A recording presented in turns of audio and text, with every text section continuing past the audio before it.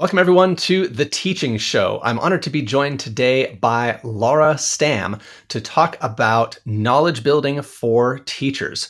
Laura, welcome to The Teaching Show. Tell us a little bit about yourself, and then we'll get into it.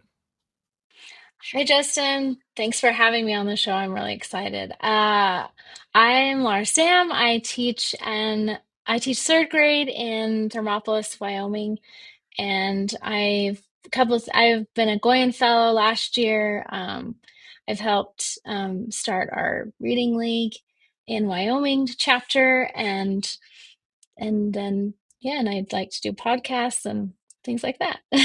Yeah, mostly teaching though. Well, I think we first met through your writing primarily on Substack and perhaps on social media as well. You've been working on a series since the beginning of summer on knowledge building for teachers.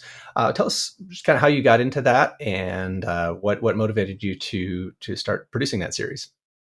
So I had been doing a lot of my own knowledge building. So we teach a knowledge building curriculum at our school, and there were several topics that I didn't really feel like I knew very well, that I had not learned very well, and I really wanted to understand it more than just what the curriculum provided for that grade level. And so I started doing a lot of reading and studying myself.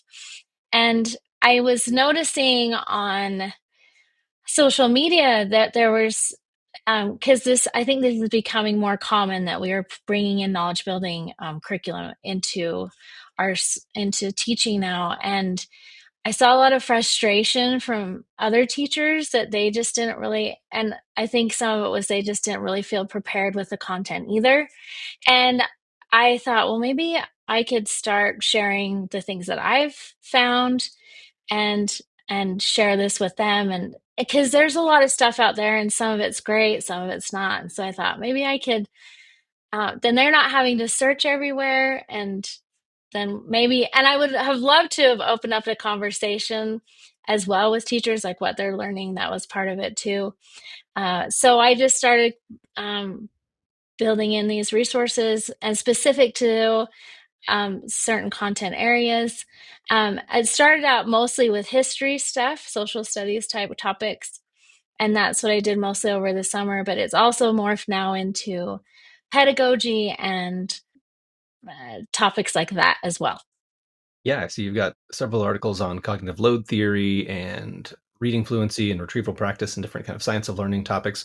But yeah, a lot on specific social studies content, math content, the Constitution, medieval Europe, colonial America, the Vikings, the War of 1812, things like that. Um, Tell us a little bit more about your curriculum. You said you use a knowledge building curriculum in your district. Right. We use core knowledge. We started with Amplify, but I also bring in the original core knowledge content as well. I really like their history and geography content, and so I use both of those. I'm marry both of them. But we're also bringing in, just with what they're showing with the importance of reading whole books in school, we're also bringing in literature, which core knowledge has as well as part of their scope and sequence. They also have whole books that you should read as part of the curriculum. And so we're bringing that in as well. It's not just history and geography or just excerpts. So yeah, that's what we use at our school, and it's been a lot of fun. I started teaching in second grade using that, and then I've moved up to third grade. So it's really fun to see that progression, and that your what you start in second grade builds into third grade, and what they got in first grade builds into second. So it's what's really neat is when you're doing it as a school, seeing the students' growth from year to year, and the knowledge that builds on itself, and how what they learn in first grade is important for them to understand in second grade, and things like that. So we've been really enjoying it, and the children really enjoy it. It's really neat to see the conversations that they're having outside of school or even at recess. They like to reenact some of the battles on at recess. They go home and they do more research at home. It's part of now the conversation that they have outside of just the lesson. So that's really exciting to see. Well, Laura, this might seem like a strange conversation for us to be having to a time traveler from the 80s or 90s who might say, "Well, what's special about this? What's different about this? Why are you talking about building knowledge?" Of course, that's what schools do. You're just talking about normal school. But of course, we know today this approach is actually a little bit unusual. What do you see as the kind of default that differs from what you're doing with building knowledge?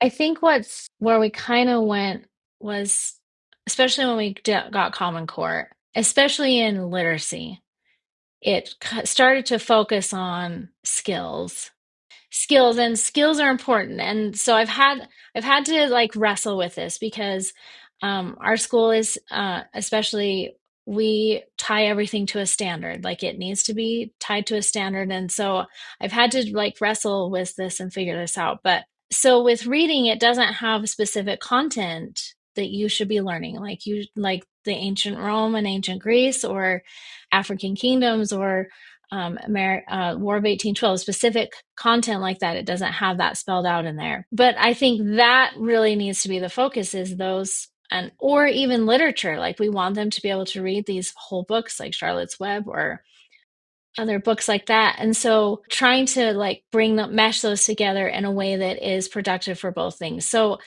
when I'm reading a whole book, the goal is that they understand all the nuances of that story. They know the characters and what they're doing and what that story was trying to tell them. But those standards are also important to help bring a focus to what you wanting them to get out of that book. And so both of those things are equally important. I've been thinking about just the emphasis on skills and the reluctance to emphasize specific content.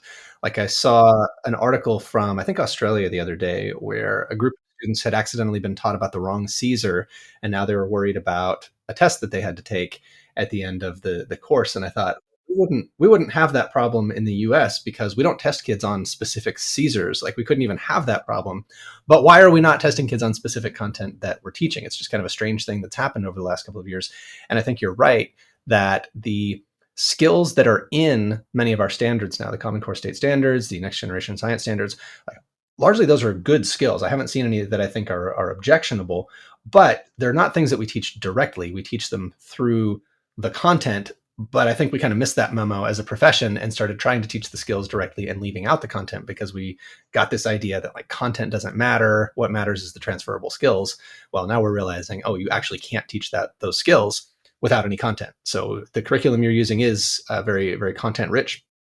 So bringing back in whole books too is very important. I think that we took that out. They're just reading excerpts, and we're finding that that's a stamina piece. But the whole purpose of it is that we want them to understand the whole story, the characters, and what they're trying to get out of that story. And so those skills are important for understanding that and helping focus, because there's so many directions you can go. Like right now, we're doing Charlotte's Web, and I mean, it's an amazing piece, but there's so many places we could go. So those standards and skills really help bring a focus, so the teacher isn't trying to teach everything.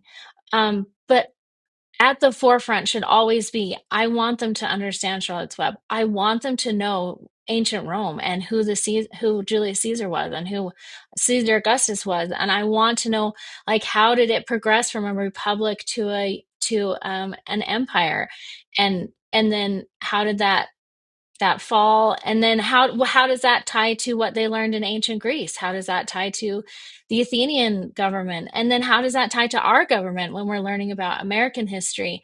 The main idea, learning main idea or learning historical progression, isn't going to help them learn that without the knowledge to work with. What is that saying? You can't connect dots if you don't have any dots to connect. And so those skills are useless without content. But content is served very well by those skills. And so I think I finally found a good marriage between those two, because it felt like they were in conflict, but I think they are important. But I think our focus so much was on, well, all we have to do is focus on just teaching the main idea, and then they'll be able to find main idea. And I feel like all our tests are like, it's on main idea and inferencing and character development. But that's not should not be the goal of our test. Our test should be, do they understand ancient Rome and can tell you about it? Do they know who all the main players are? And do they know who Charlotte and Wilbur are and what dynamic they have in this story? So it's a big mind shift, and I see it a big struggle too, to try and weed that out. But I think when we put the content forward, then it's also, you just really see a difference in the students and how they interact with that knowledge. They love knowing things, and they love being able to talk about the knowledge that they have. And you're not going to get that if that is not your focus, if your focus is on the skill. And so that's what the point of my Substack was just to really help teachers. Well, they see, and that's the problem, is it's hard to teach that well if you don't know it well. And I don't feel like I really got that very well in my education.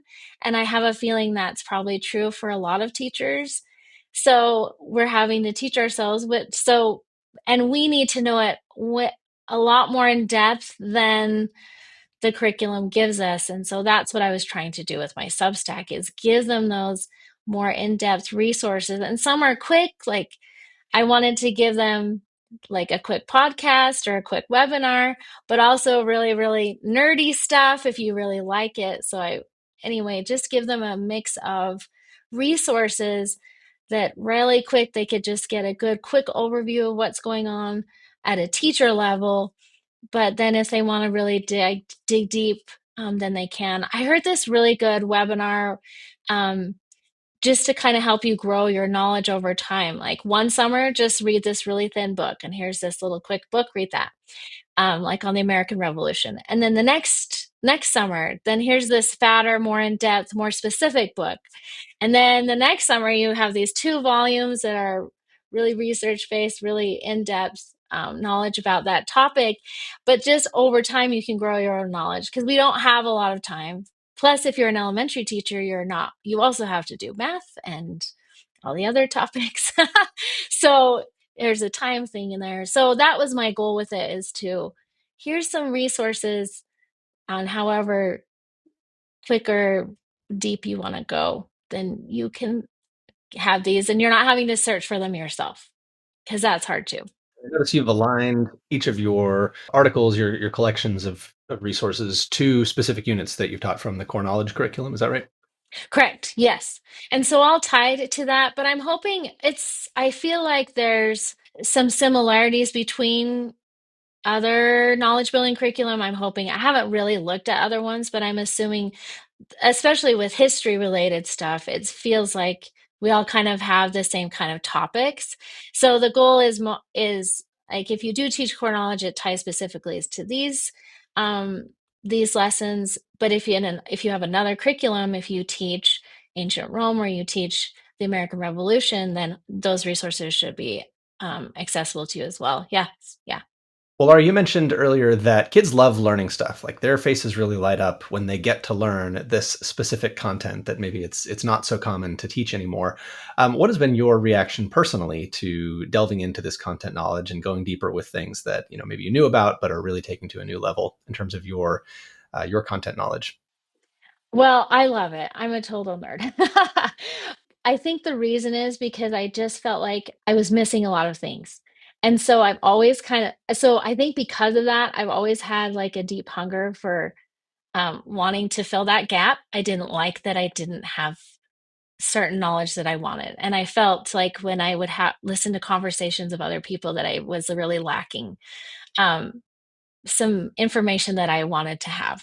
And so it has been a lot of fun for me. I kind of spend my whole summer um, digging really deep into specific topics. Like I said, I moved from second to third, and because I learned to move to third, it's a whole new content area. So one of them is ancient Rome and Carthage, Hannibal and Carthage. So I just found a book about Carthage, this really thick book, and it was a lot of fun. And you learn so much good stuff. And what's really nice is there are a lot of really good writers out there. Like, it's not just facts and information. really good storytellers. So when you're reading these stories, real history stories, but they've written them in such a way that it's like reading a novel. So that's a lot of fun. I really like that.